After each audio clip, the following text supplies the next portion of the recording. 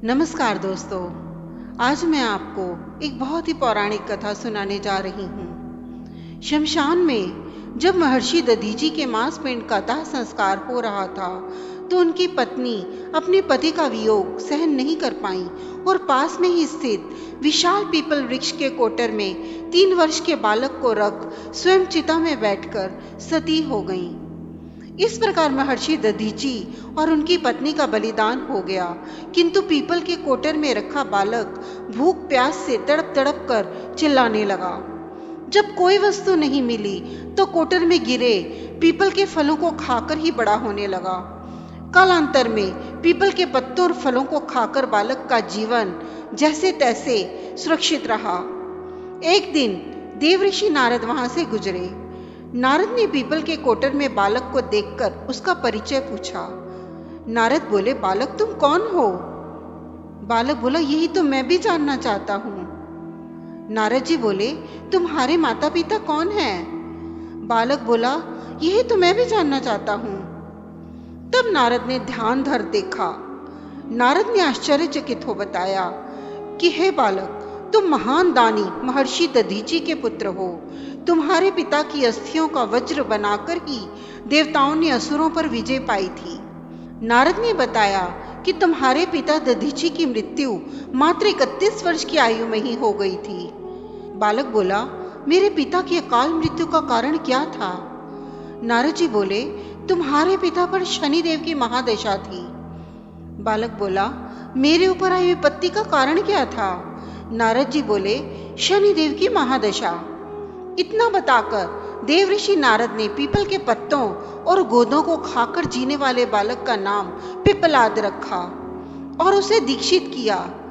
नारद के जाने के बाद बालक पिप्पलाद ने नारद के बताए अनुसार ब्रह्मा जी की घोर तपस्या कर उन्हें प्रसन्न किया।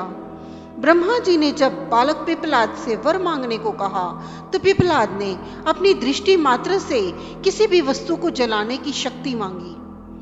ब्रह्मा जी से वरदान मिलने पर सर्वप्रथम पिप्पलाद ने शनिदेव का आह्वान कर उन्हें अपने सम्मुख प्रस्तुत किया और सामने पाकर आंखें खोलकर भस्म करना शुरू कर दिया। शनिदेव सशरीर जलने लगे। ब्रह्मांड में कोलाहल मच गया। सूर्यपुत्र शनि की रक्षा में सारे देव विफल हो गए। सूर्य भी अपनी आंखों के सामने अपने पुत्र को जलता हुआ देखकर ब्रह्मा जी से बचाने हेतु विनय करने लगे। अंततः ब्रह्मा जी स्वयं पिप्पलाद के सम्मुख पधारे और शनिदेव को छोड़ने की बात कही, किंतु पिप्पलाद तैयार नहीं हुए। ब्रह्मा जी ने एक के बदले 2 वरदान मांगने की बात कही। तब पिप्पलाद ने खुश होकर 2 वरदान मांगे। पहला, जन्म से 5 वर्ष तक किसी भी बालक की कुंडली में शनि का स्थान नहीं होगा, जिससे कोई और बालक मेरे जैसा अनाथ ना हो।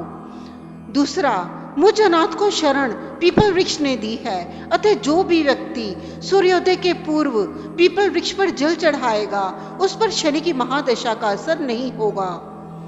ब्रह्मा जी ने तथास्तु कहकर वरदान दिया। तब पिप्पलाद ने जलते हुए शनि को अपने ब्रह्मदंड से उनके पैरों पर आघात करके उन्हें मुक्त कर दिया, जिससे शनिदेव के पैर क्षतिग्रस्त हो गए और वे पहले जैसी तेजी से चलने लायक नहीं रहे। अतः तभी से शनि शनैश्चरेति यह शनैश्चरा, अर्थात जो धीरे चलता है वही शनैश्चर है, कहलाए और शनि आग में जलने के कारण काली काया वाले अंग भंग रूप में हो गए।